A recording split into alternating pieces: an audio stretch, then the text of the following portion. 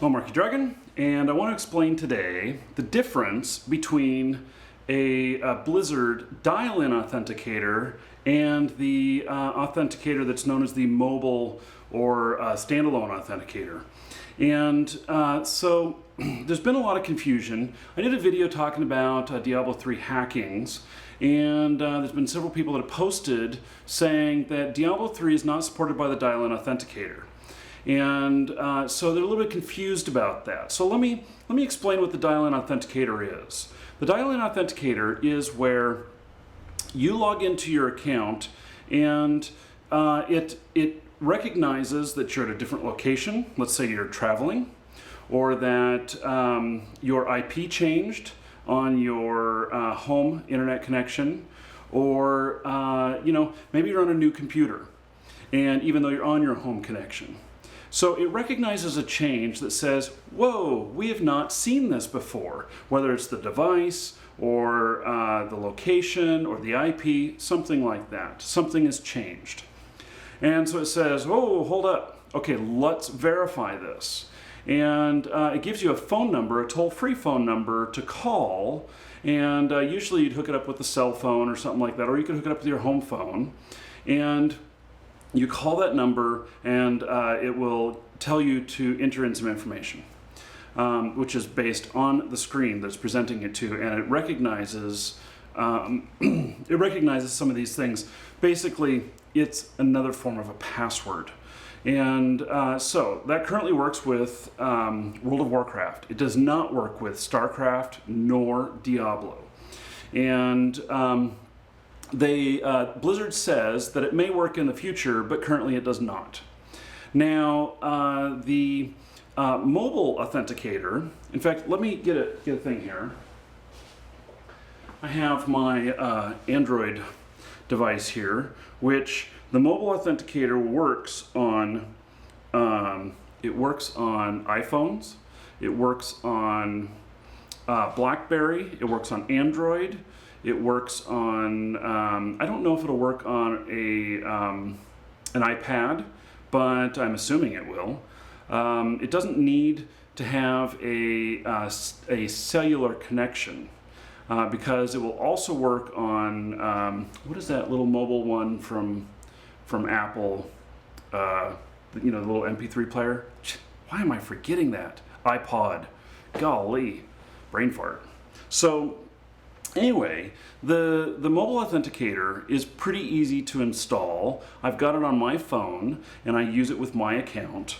And I found a picture of it here, which this is basically all that you see with it. You start it, and then it will give you a new number. You can see here, it's got all these numbers here, and the numbers are an additional password, and they change at a very particular interval.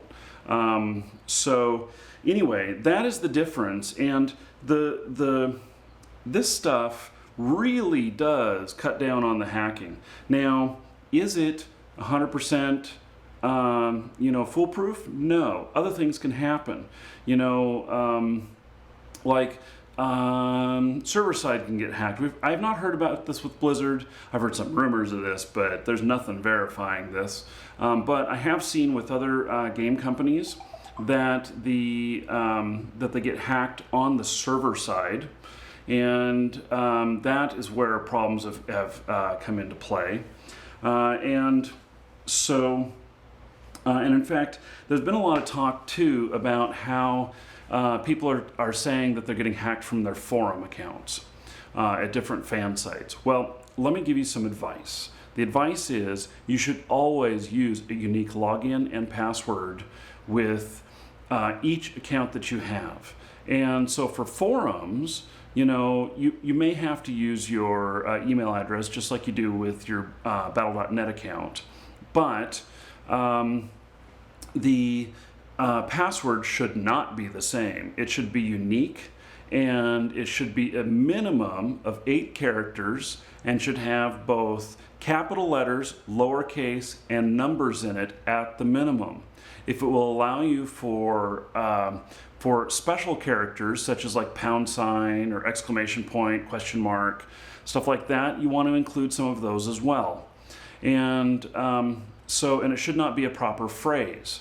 Now, you can include the number 3 as an E, if you want to make it a word, and then just don't capitalize the first letter, capitalize maybe the last one or a middle one, something like that. And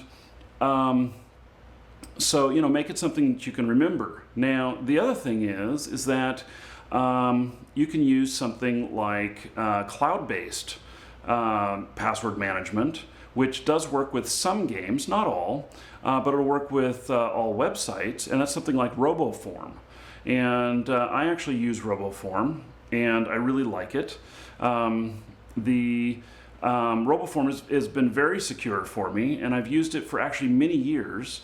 And so if you're worried about having all these big complex passwords and not remembering them, there's a couple things about RoboForm. One is that it will generate complex passwords for you, and then you can enter them in real easily, and then it remembers all of them. And so you can even put your game accounts in there, whether or not, it may not autofill the game accounts, but it will allow you as a way to see your game account information, and so that you can log it in. And you can, in fact, copy and paste out of it, so that most games will allow you to paste in a password with Control V on Windows. And so you can take these really complex passwords that would be hellacious to type, and you can enter that in yourself. So, and I don't know, actually I don't think that Keyboard Logger actually reads clipboard memory, so it might help with that. Now I could be wrong on that, but So, and if you suspect that you have a keyboard logger and the game provides a alternate method, like clicking at different places on a virtual keyboard to type in your password, well, that would be the way you'd want to do it. So I'll put a link to RoboForm just because I really like it. And it's not, though, for everyone, and it does cost money, but it's just an example. Otherwise, pen and paper, buddy, and you should have a unique password for each one of them. Let me give you another clue here. Let me tell you how I've done pen and paper passwords in the past. Golly, that was almost a tongue twister. So that you can secure it with even if someone finds your list. Now, first off, you don't want somebody to find your list, but if they do, have a key. And what I mean by the key is that you take, say, I don't know, the number 8. And you make sure that the number 8 appears in every one of your passwords when you've written it down. Well, the number 8 may actually, so that you know it, equal something else, like the word shirt, all spelled in lowercase, or something like that. And so when someone gets a hold of your password list, if they do by accident, or they get a hold of it on purpose, however that may be, you can then, there'll be a number 8 in all of the passwords. Anybody who finds that won't be any of the wiser. You won't write the key on your same piece of paper. You'll actually just keep that in your head, or write it someplace else and put it completely someplace else where you can go look it up if you're worried you're going to forget it. But you shouldn't forget it if you're using it on all of your accounts. And so that's something that you can do if you don't want to go a technological route, is just use a memory key. And I have done that in the past, and it worked out well. It made it so I actually didn't have to worry about it too much. And so anyway, that's just some advice from me. Now, I have been hacked before. And but it was a long time ago. I got hacked back in the year 2000, and it was my Ultima Online account that got hacked. Never figured out how they did it. So I don't know whether that was server side or whether I got into something, but none of my other accounts got hacked. It was only that one. And I don't remember, honestly, whether or not I had a complex password on that or not. These days, I always have complex passwords. I don't use anything.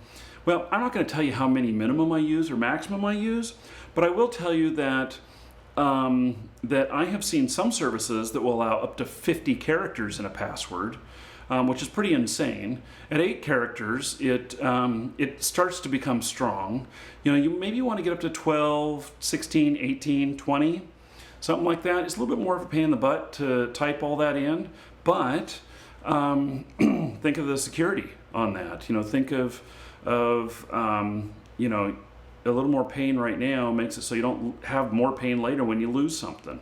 And so anyway, I got really anal about computer security back then when I got hacked. And ever since then, I've practiced safe surfing on the internet. I don't go to sites that I don't know. And when I do have to, I do it in Chrome. Chrome is a lot less vulnerable, and I may do it on a secondary machine, not even on my primary machine. You know, there's just a lot of things you can do to think about safety, about how you're doing things. Probably when I read articles about people getting infected, the places they get infected at the most, porn sites. So, you know, if you're surfing porn, you're taking a lot of risk. You know, but anyway, I really practice safe surfing these days. No pun intended. So anyway, I hope that helps. And if you have a smartphone, there is no reason why you should not have a Blizzard Authenticator, the mobile version, because it doesn't cost you anything to add it. It's free. And in fact, I will link to the page on Blizzard that shows all the different devices that it supports, and you can get it right from there. So I'm Marky Dragon. Take care.